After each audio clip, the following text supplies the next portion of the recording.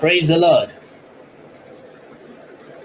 I hope, मैं आशा रखता हूं कि आप सभी आज प्रभु में आनंदित रहे होंगे और प्रभु का अनुग्रह जैसे अब तक हम सबों पर बना हुआ था, अब भी हम पर बना हुआ है। आइए आज की इस आराधना में प्रार्थना के साथ हम प्रवेश करें। Let's pray together. आइए अपनी आंखों को हम बंद करेंगे, अपने सरों को झुकाएंगे। आइए प्रार्थना।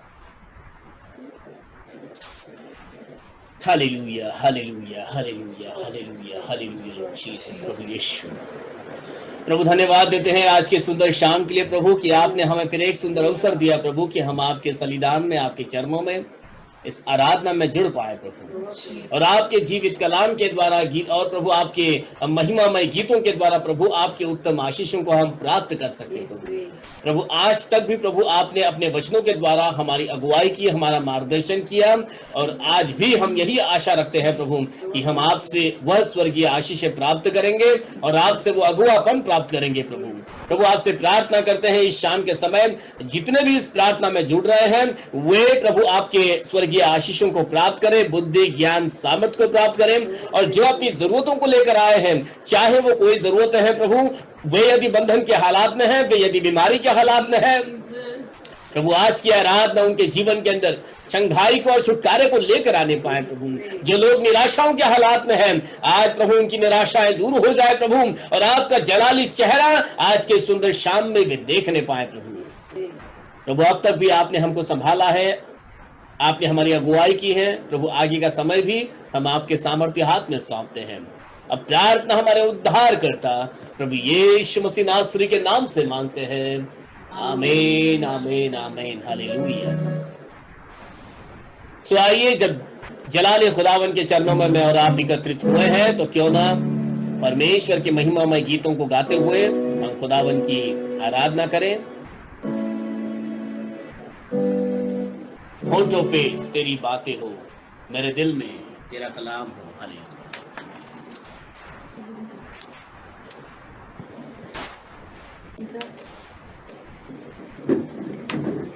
Hallelujah.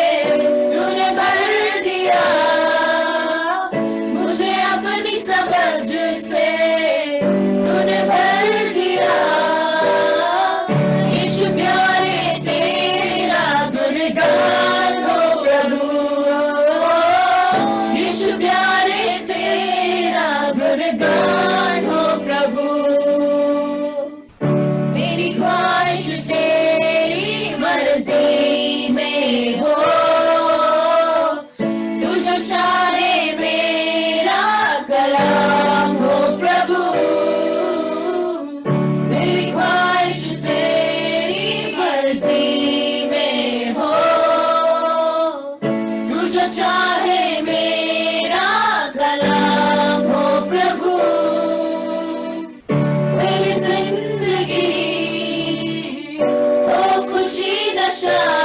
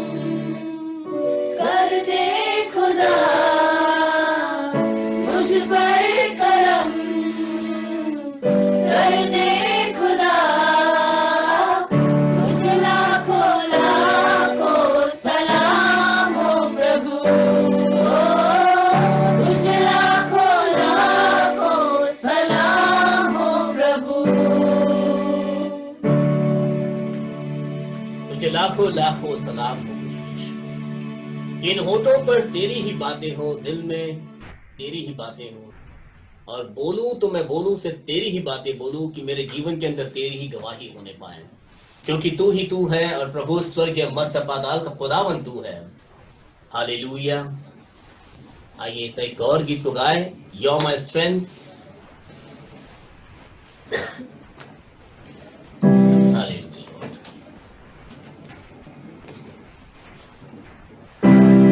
You are my strength when I am weak. You are the treasure that I seek. You are my all in all. Seeking you as a precious jewel. Lord, to give up, I'd be a fool. You are my all in all. Taking my sin, my cross, my shame, rising again, I bless your name. You are my all in all. When I fall down, you pick me up. When I am dry, you fill my cup. You are my all in all. Jesus, Lamb of God, worthy is your name. Jesus, Lamb of God, worthy is your name. You are my strength when I am weak. You are the treasure that I seek. You are my all in all. Seeking you as a precious jewel. Lord, to give up, I'd be a fool. You are my all in all. Jesus, Lamb of God, worthy is your name. Jesus, Lamb of God, worthy is your name. Taking my sin, my cross, my shame, rising again, I bless your name. You are my all in all. When I fall down, you pick me up. When I am dry, you fill my cup. You are my all in all. Jesus, Lamb of God, worthy is your name. Jesus, Lamb of God, worthy is your name.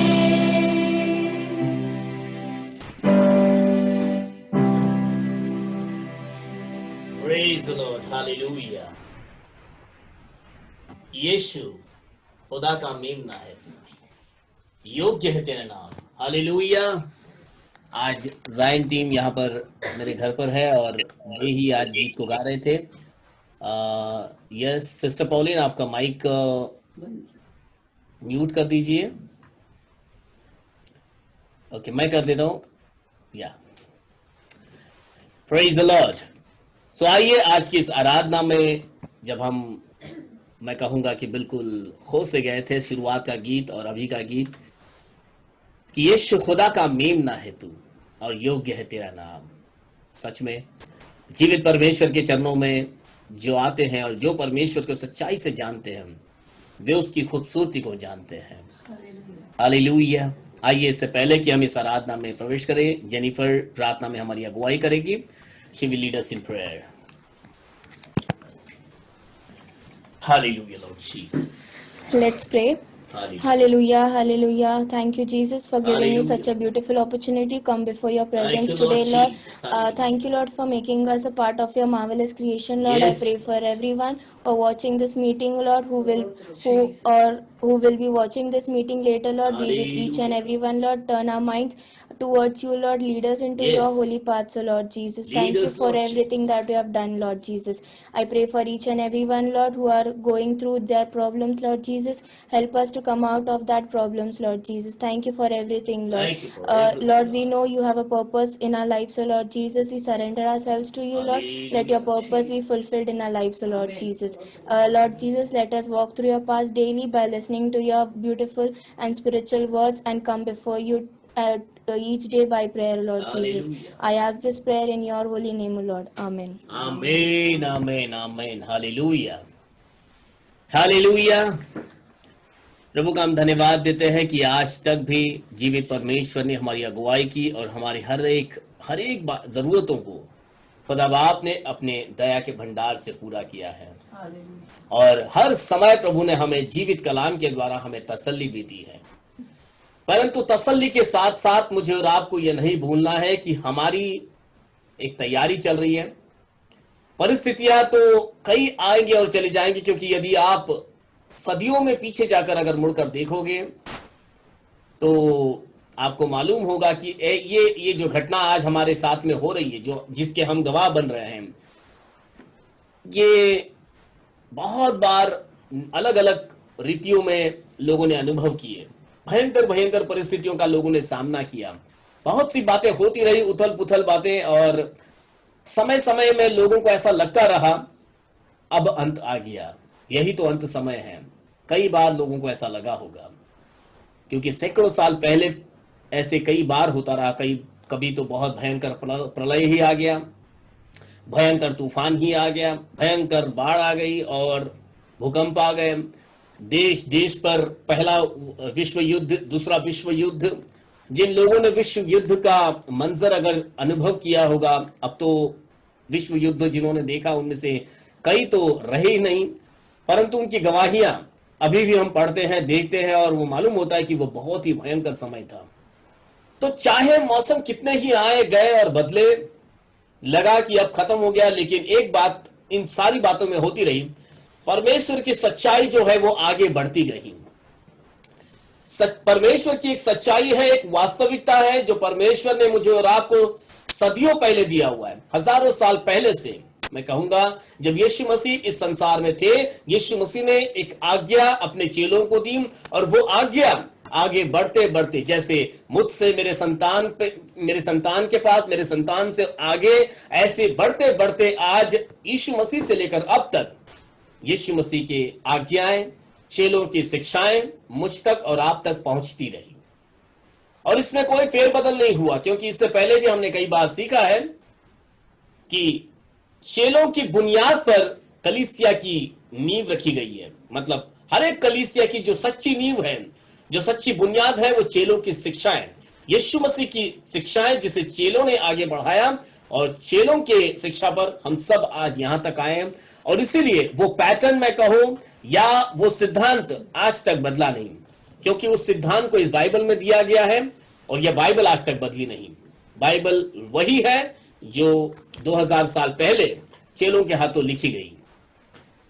इसी Bible के अंदर जब हम पौलुस की बातों को यहां पर यदि मनन करेंगे, रोमियो की पुस्तक उसके 5 अध्याय को निकालेंगे, और 5 अध्याय की आखिरी वचन 21वीं आयत है, और फिर 6 अध्याय के पहले वचन से मैं और आप थोड़ा थोड़ा करके आगे जाएंगे कि आज मुझे और आपको किस बात को याद रखने की जरूरत है। मैं मानता हूं इन 4 महीनों में, 3.5-4 महीनों में हमने अलग अलग व्यक्तियों से, प्रचारकों से, प्रभु के दासों से हमने तसल्ली के कलाम प्राप्त किए कि ऐसे पेंडेमिक के समय या महामारी के समय, भयंकर जब चारों ओर इतना भय छाया हुआ है, मैं और आप कैसे परमेश्वर के वायदों में बने रह सकते हैं, कैसे हमें परमेश्वर का हाथ थामे रखना है, कैसे हमें विश्वास में स्थिर रहना है। Many things, but something this Bible reminds us in Romeo, book of Romans, उसकी 5वीं अध्याय को हम निकालेंगे, the book of Romans chapter 5, 21 and then chapter 6 onward. हम उसको एक आयत से आगे पढ़ेंगे। या इफ एनीबडी कैन रीड, आप अपने अपनी बाइबल को निकालेंगे। कि जैसा पाप ने मृत्यु फैलाते हुए राज्य किया, वैसा ही हमारे प्रभु यीशु मसीह के द्वारा अनुग्रह भी अनंत जीवन के लिए धर्मी ठहराते हुए राज्य करे। बस एक एक वचन को हम पढ़ेंगे और थोड़ा आगे बढ़ेंगे। लिखा है कि जैसा पाप ने मृत्यु फैलाते हुए राज्य किया, इस संसार के अंदर हम कहते हैं यीशु मसीह राजाओं का राजा है और उसके जैसा कोई नहीं है। वही सेनाओं का यहोवा है, वही सृष्टि करता है, अति दयालु अनुग्रहकारी पिता है, सर्वशक्तिमान, सर्वव्यापी, सर्वज्ञानी। आप नाम लिख लीजिएगा। मैं तो कहूंगा हमने एक टास्क पूरा कर लिया है। सबने आत्मा के फलों का और आत्मा के वरदानों का चार्ट बना लिया और मेरे पास सबका चार्ट आ गया है। कल उसका रिजल्ट भी घोषित कर देंगे हम। एक नया टास्क आगे के लिए मैं आपको बताना चाहूंगा। सभी लोग ध्यान में रखिएगा, जितने लोग जुड़े हैं, अभी तक 10 ही लोग दिख रहे हैं मुझे, फिर भी तो नया टास्क होगा। जैसा मैंने कहा कि परमेश्वर अनुग्रहकारी है, सर्वशक्तिमान है, सर्वव्यापी है, सर्वज्ञानी है। मैं आपको कोई नंबर नहीं दूंगा। जैसे आत्मा के फलों को नंबर था, आत्मा के 9 फलों का नाम लिख लीजिएगा, आत्मा के 9 वरदानों का नाम लिख लीजिएगा। मैं आपको कोई नंबर नहीं दूंगा, लेकिन एक चार्ट आप बनाए या चार्ट बनाए या पेपर पर लिखे, जैसा आपको सूझता है। पेपर पेंसिल ले और अपने अपने तरीके से परमेश्वर के स्वभाव को, नेचर को, परमेश्वर की महिमा को अपने शब्दों में लिखे। जैसे कि मैं कहूंगा यीशु सच्चा गडरिया है, यीशु सर्वशक्तिमान है, सर्वव्यापी है, सर्वज्ञानी है, अति दयालु है। ऐसे कितने बातें आपको बाइबल में से मिलती हैं। आप एक चार्ट बना लीजिएगा और मैं ये कहूंगा कि जो जितने ज्यादा कैरेक्टर परमेश्वर के बताएगा, I think he will be winner. Hallelujah, hallelujah, hallelujah. I want to hear hallelujah, क्योंकि आप अपनी जगह से हालेलुया करोगे, यहां तक हालेलुया आएगा। ठीक है। सो इस टास्क को आगे को आपको लेना है। मैं विश्वास करता हूं कि आप समझ चुके होंगे। अब यहां पर ऐसा लिखा है कि जैसा पाप ने मृत्यु फैलाते हुए राज्य किया। जब यीशु मसीह हमारा, हम कहते हैं राजाओं का राजा है, वो प्रभुओं का प्रभु है, लेकिन उसका एक दूसरा तरफ यह है, एक और भी है जो इस संसार पर राज्य करता है। हम शैतान का भी दावा इस संसार पर किया गया, ऐसा हम देख सकते हैं मत्ती के 4 अध्याय में, मरकुस के 4 अध्याय में। निकालिएगा नहीं, लेकिन आप वहां पढ़ोगे, वहां पर शैतान का और यीशु मसीह का आमना सामना हमने देखा। और शैतान ने यीशु मसीह को क्या कहा? देख, ये सब कुछ मेरा है। जबकि शैतान को तो परमेश्वर ने कुछ भी नहीं दिया था, परंतु फिर भी शैतान दावा करता है कि ये मेरा है। वो दावा करने दो, उसे ऐसा लगता है कि वो उसका है, वो लगता है। तो यहां पर लिखा है कि पाप भी अपना एक शासन इस संसार पर फैला रहा है। लिखता है कि जैसे पाप ने मृत्यु को फैलाते हुए राज्य किया, क्योंकि पाप का मजदूरी जो है वो हम सब जानते हैं, वो क्या है? मृत्यु। पाप की मजदूरी मृत्यु है। तो अगर पाप है तो मृत्यु है। यदि चारों ओर हम मृत्यु का मंजर देख रहे हैं, कहीं ना कहीं उसकी जड़ पाप से जुड़ी हुई है। So we have to remember this कि जैसे पाप ने मृत्यु फैलाते हुए राज्य किया, वैसे ही हमारे प्रभु यीशु मसीह के द्वारा अनुग्रह भी अनंत जीवन के लिए धर्मी ठहराते हुए राज्य करे। ये पौलुस की एक चेतावनी, ताड़ना, मैं कहूंगा मार्गदर्शन सुनने वालों के लिए है। ये उस समय के रोमन की कलीसिया के लिए नहीं है, परंतु यह आज के सुनने वालों के लिए भी है कि पाप तो अपना राज्य कर रहा है, क्योंकि पाप की मजदूरी तो मिल रही है, लोगों को मृत्यु दंड मिल रहा है। लेकिन ऐसा होने दीजिए कि यीशु मसीह के द्वारा हमने यीशु मसीह को प्राप्त किया है। यीशु मसीह ने हमें कुछ खास मकसद के लिए चुना है। वचन हमने पढ़ा, यूहन्ना उसके 3:16 बताती है, हम सब उसको जानते हैं कि परमेश्वर ने जगत से ऐसा प्रेम किया कि अपना इकलौता पुत्र दे दिया, ताकि हम नाश न हो जाए, ताकि हम नाश न हो जाए, परंतु अनंत जीवन को प्राप्त करें। इसलिए यीशु मसीह क्रूस पर बलिदान हुए, ताकि हम नाश न हो जाए। तो परमेश्वर का वो अनुग्रह है, यीशु मसीह का वो अनुग्रह है कि यीशु मसीह के द्वारा हम उस अनुग्रह को प्राप्त करते हैं, और वह सदा काल तक, लिखा है अनंत काल तक धर्मी ठहराते हुए हमारे जीवन में राज्य करना चाहिए। वो अब यहां पर अगली बात बहुत महत्वपूर्ण है। ये तो मैंने सिर्फ एक बेस को पकड़ने के लिए बताया था, समय तो आगे भाग रहा है, फिर भी 6 अध्याय का पहला वचन से पढ़ेंगे हम लोग आगे। तो हम क्या कहें? तो हम क्या कहें? अब यहां पर पौलुस का एक प्रश्न यहां पर मेरे और आपके लिए शुरू होता है। अब जब ऐसा है तो अब मैं क्या कहूं आगे? क्या हम पाप करते रहे? क्या हम पाप करते रहे? कि हाँ अनुग्रह बहुत है? हाँ, कदापि नहीं। कदापि नहीं। हम जब पाप के लिए मर गए, हाँ, तो फिर आगे को उसमें कैसे जीवन बिताएं? जब हम पाप के लिए मर गए तो फिर आगे को उसमें कैसे जीवन बिता सकते हैं? क्या हम पाप करते रहे कि अनुग्रह बहुत हो? परमेश्वर तो अनुग्रहकारी पिता है, क्योंकि वह अनुग्रहकारी है तो क्या हम पाप करते रहे क्या? Hallelujah. Hallelujah. Once I asked some, एक बार मैंने कुछ जवानों को प्रश्न पूछा। बपतिस्मा लेने में समय ले रहे थे, बचपन से ही मसीहत को जानते हैं, बचपन से ही मसीहत में बड़े हैं, और मैंने उनसे पूछा कि आप बपतिस्मा लेने में क्यों हिचकिचा रहे हो या इतना देरी क्यों लगा रहे हो? तो उन्होंने मुझसे कहा कि भाई, अब हम बपतिस्मा ले लेंगे तो पाप नहीं कर सकते, हम गलती हो गई तो क्या? तो मैंने पूछा तो क्या? तो क्या पाप करते रहोगे? यहां पर प्रश्न हमसे सीधे सीधे दो टूक तरीके से आता है। यहां पर पौलुस भी यही पूछता है, क्या अनुग्रह हम पर है? यीशु मसीह का अनुग्रह हम पर बहुत हो रहा है, क्या इसलिए हम पाप करते रहे? कदापि नहीं। वचन, दूसरा वचन लिया, कदापि नहीं, हम पाप नहीं करना है। लेकिन उसका एक उदाहरण यहां पर बताया, कदापि नहीं, हम जब पाप के लिए मर गए तो फिर आगे को उसमें कैसे जीवन बिताएं? जब हम पाप के लिए मर ही गए, मैं आपको आगे बताऊंगा कैसे हम पाप के लिए मर जाते हैं। लेकिन पौलुस ने उनको याद दिलाया, सुनने वालों को, जो लोग पौलुस का यह पत्र पढ़ रहे हैं, रोमन की कलीसिया को पौलुस ने यह पत्र लिखा। आज मैं और आप भी वही पत्र पढ़ रहे हैं। यह सिर्फ रोमन की कलीसिया के लिए पत्र नहीं है, ये मेरे और आपके लिए भी पौलुस ने उस समय में पत्र लिखा। तो क्या हम पाप करते रहे? तो पौलुस कहता है कदापि नहीं, क्योंकि जब हम एक बार पाप के लिए मर गए तो क्यों कर दोबारा हम पाप कर सकते हैं। कल हमारे छत के पास ऊपर एक बिल्ली आई और मैं कल इनको बता रहा था, बिल्ली बहुत ही सफेद, शुद्ध, साफ सुथरी थी, उसमें जरा भी दाग ढूंढने से न मिले, इतना जैसे लग रहा था अभी स्नान करके मस्त फ्रेश होकर एकदम वो बिल्ली सामने आकर खड़ी है। तो एक बात हमने वहां पर याद की, जब उस बिल्ली को देखा और हम उसी बात को विचार विमर्श करने लगे कि देखो, बिल्ली को कभी हमने उस बिल्ली को गंदा कीचड़ में लोटपोट होकर बिल्कुल गंदगी में पड़ा हुआ ऐसा कभी देखते ही नहीं है। आपको या शायद आपको याद होगा, आपके आसपास में बिल्लियां होंगी और उन बिल्लियों को आप देखो, कभी आप उनको गंदगी में पड़ा हुआ देखते हो क्या? नहीं।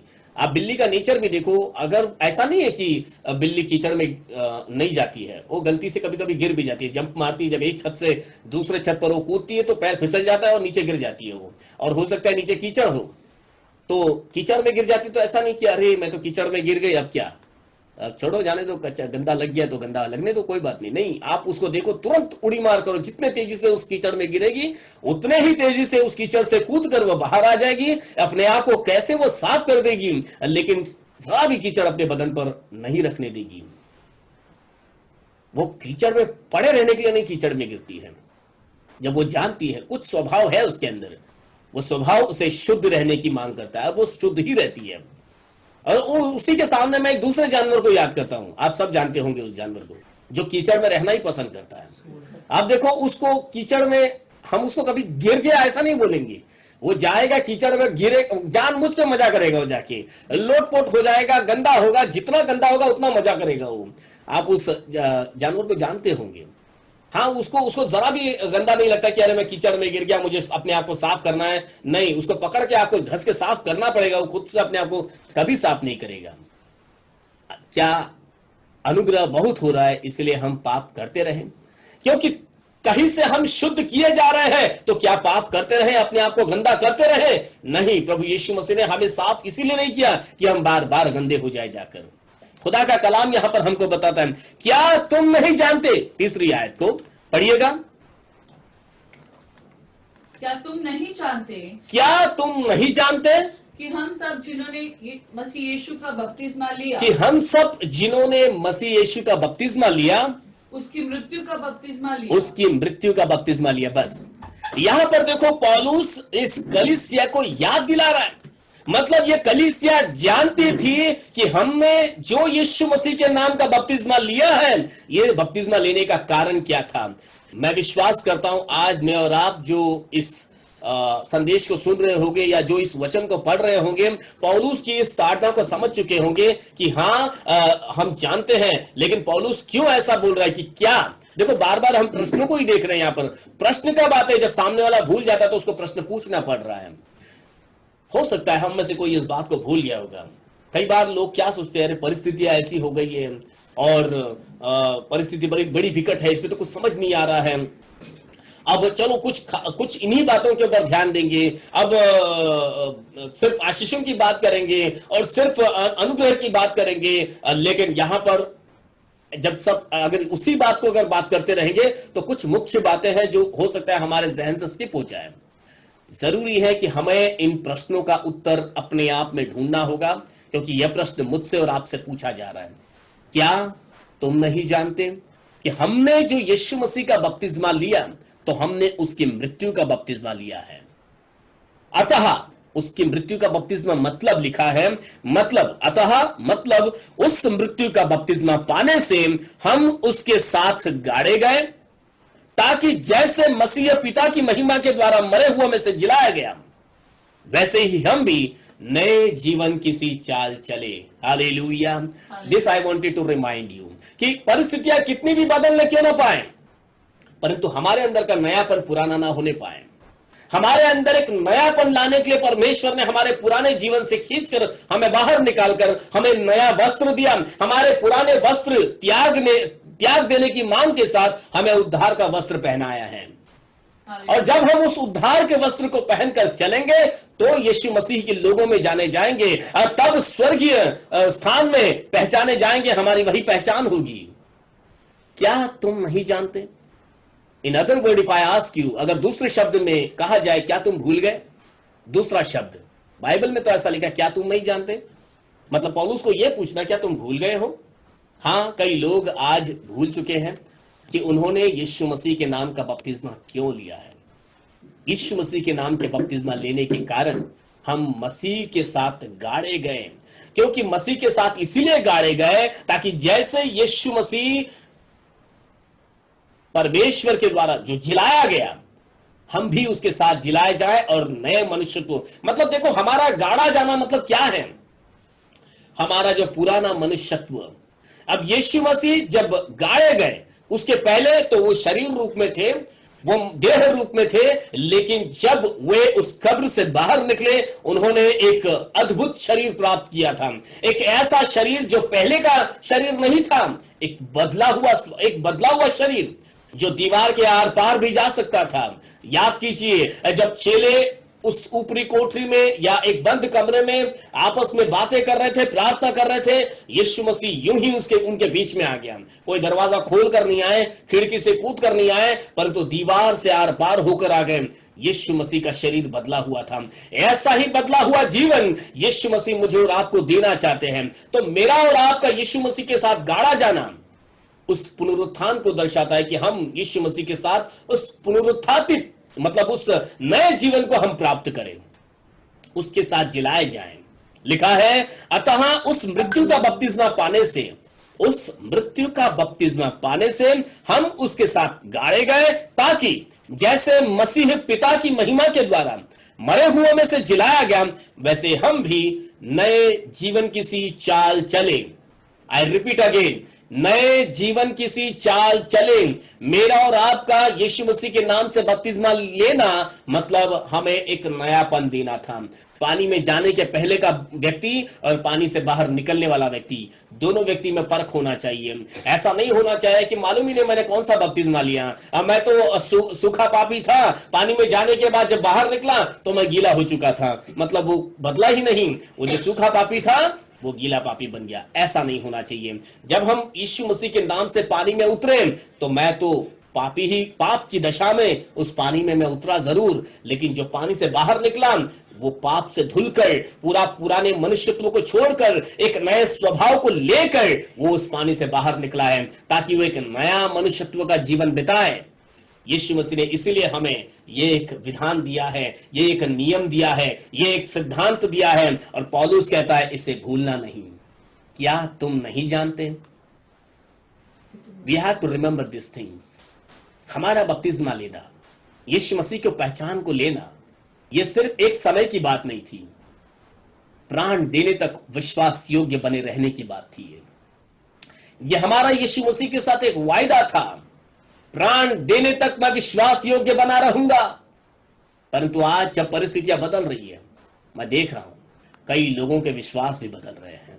कई लोगों ने सांसारिक रीतियों में अपने किस्मत को आजमाना, अपने जो है आगे की परेशानियों को मिटाने के लिए और कई क्लुप्तियां लड़ाना, इस संसार भर में कई जगह पर यह हो रहा है। परंतु मैं आपसे कहता हूं, ढाढ़स बांधो, परमेश्वर ने, यीशु मसीह ने इस संसार को जीत लिया है। आज मुझे और आपको यदि अपनी पहचान दी है, यहां पर पौलुस याद दिला रहा है, क्या मैं और आप इस बात को भूल गए हैं कि हमने जो यीशु मसीह का बपतिस्मा लिया है, वो हमने उसकी मृत्यु का बपतिस्मा लिया है। क्यों उस मृत्यु का बपतिस्मा लिया है? क्योंकि यदि, 5वीं आयत बताती है, क्योंकि यदि हम उसकी मृत्यु की समानता में उसके साथ जुट गए हैं, यदि हम उसकी मृत्यु की समानता में जुट गए हैं, इस बात पर मैं जोर दे रहा हूं, तो निश्चय, पक्का, कंफर्म उसकी जी उठने की समानता में भी जुट जाएंगे। हालेलुया।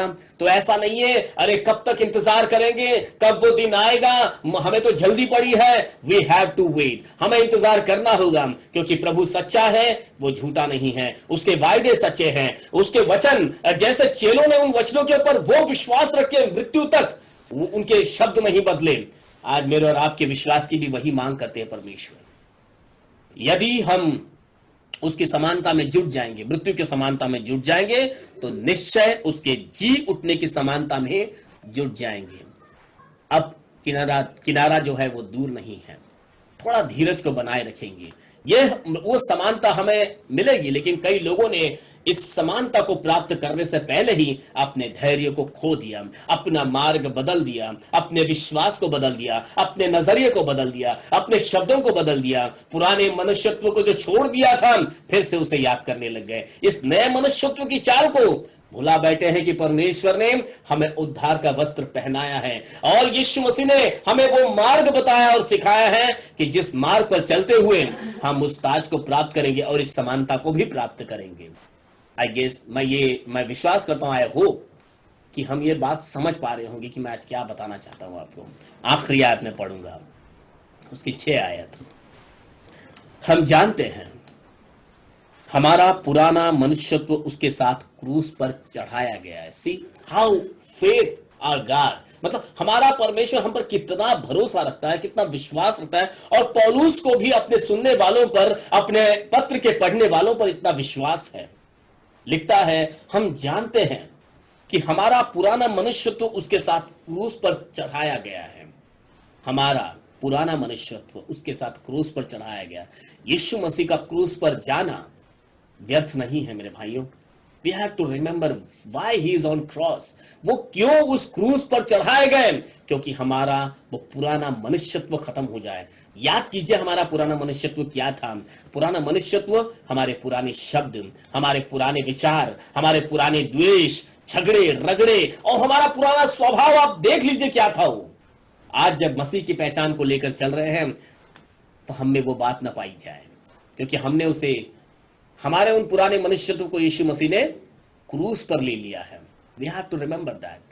किसी ने मेरे और आपके पाप के दंड को अपने ऊपर ले लिया है, वह अनुग्रह उसने हमें दिया है। बट हम क्या कर रहे हैं? उस क्रूस को देखना ही नहीं चाहते हैं। हम उस क्रूस की ओर नजर फेरना ही नहीं चाहते हैं। हम इतने, मैं कहूंगा उसको इंग्लिश में क्या कहेंगे, ये उपकारों को भूलने वालों को क्या कहते हैं इंग्लिश के अंदर? क्या बोलते हैं उसको? ग्रेटफुल। हाँ, जो उपकारों को भूल जाते हैं। देखो, हाँ, तो हम भूल जाते हैं उसके उपकारों को। ये उसका एक उपकार ही है हम पर कि उसने हमारे गुनाहों को क्रूस पर ले लिया ताकि पाप का शरीर व्यर्थ हो जाए। क्रूस पर यदि वो चढ़ता नहीं तो हमारा यह पाप का शरीर व्यर्थ ना होता और हम आगे को पाप के दासत्व में न रह जाए। सो रिजॉइस इन क्राइस्ट, कि यीशु मसीह ने क्रूस पर चढ़कर हमारे पुराने मनुष्यत्व को उतार कर, इस नाशवान शरीर की हर एक दंड को उतार कर उसने हमें पाप के दासत्व से आजादी दिलाई है। हम जैसे आजादी का दिन मनाते हैं, मैं आज आजादी का प्रचार नहीं कर रहा हूं, बट आपको बता रहा हूं कि हम इस तरह से आजाद हैं, लेकिन बंधन में फिर भी है। क्यों? क्योंकि भुला बैठे हैं इस बात को।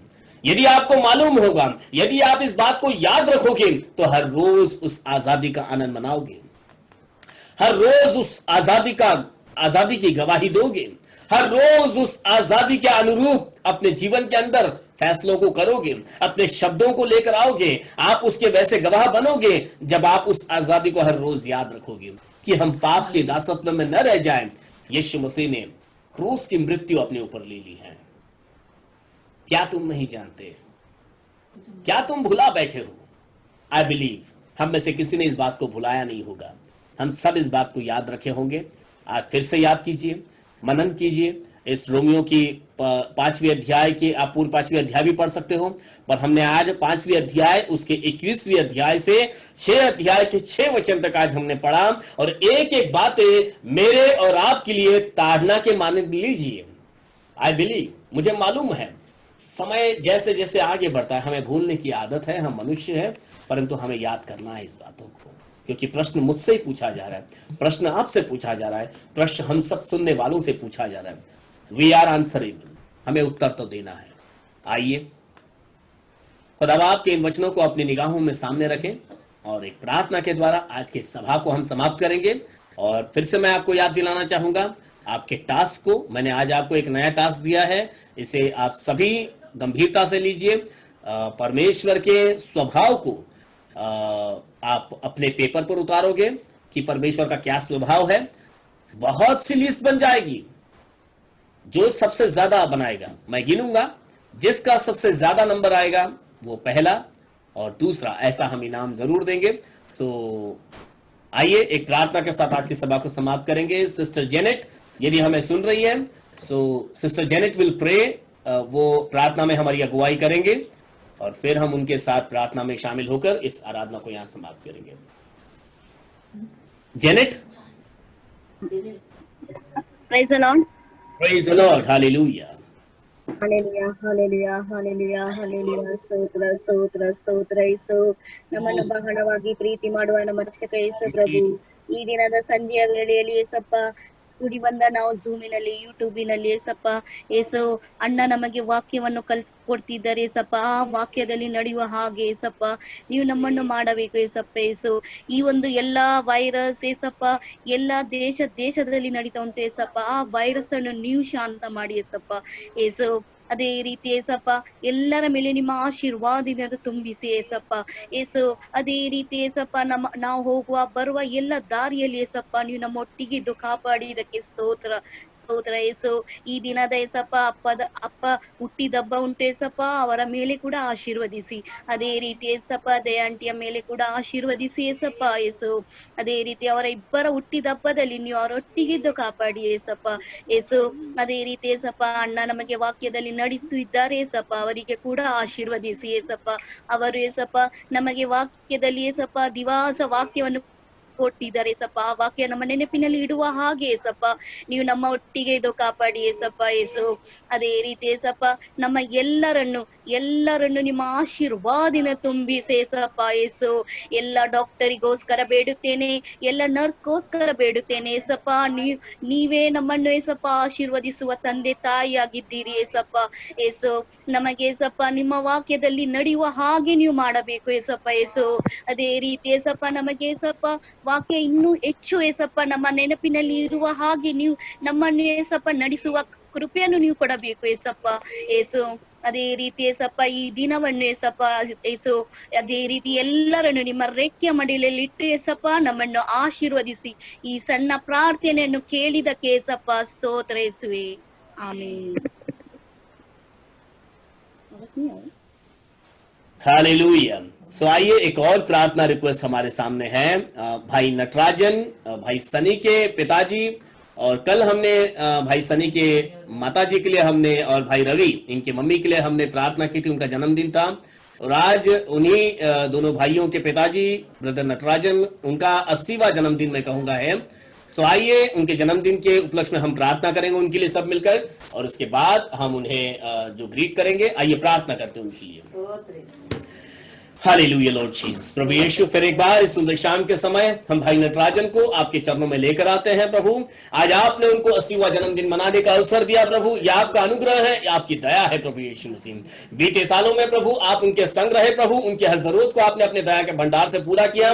कई उतार चढ़ाव तो आए और प्रभु कई ऐसी बातें हुई जिसमें हम चिंताओं में पड़ गए, परंतु प्रभु आपने इन सारी बातों से खींचकर उनको निकाला और आपका अनुग्रह उन पर आपने प्रकट किया प्रभु। तहे दिल से आपको धन्यवाद देते हैं प्रभु। अब जब यह नया साल प्रभु वे अपने नए साल में कदम रखे हैं, हम पूरी कलीसिया मिलकर, पूरा परिवार मिलकर प्रभु आपके आगे प्रभु उनके लिए विनती करते हैं कि आपकी स्वर्गीय आशीषें उन पर आए प्रभु, आपकी उत्तम प्रभु आशीषें प्राप्त करें, और प्रभु यह नया साल उनके लिए आशीषों से भरा, खुशियों से भरा साल होने दीजिए प्रभु। प्रभु उनके घुटने टखने में बल दीजिए, आरोग्य भरा जीवन दीजिए प्रभु यीशु मसीह, उन्हें उल्लासित जीवन आप दीजिए प्रभु। ऐसे उनके परिवार के लिए भी प्रार्थना करते हैं, उन सबों पर भी आपकी दया रखिए, सभी परिवारों पर प्रभु अपनी दया और प्रभु अपना अनुग्रह प्रकट कीजिए प्रभु। जैसे आज तक भी प्रभु आपने अपने रहम में और अपनी दया में उन परिवार को आपने चलाया, ऐसे आगे भी आपकी दया दृष्टि इन पर बनी रहे। अब प्रार्थना हमारे उद्धार करता प्रभु यीशु मसीह नासरी के नाम से मांगते हैं, सब मिलकर कहेंगे आमीन आमीन आमीन। स्वर्गीय मर्त्य पाताल के खुदावन प्रभु यीशु मसीह का अनुग्रह और उसकी दया, प्रभु यीशु मसीह की आशीष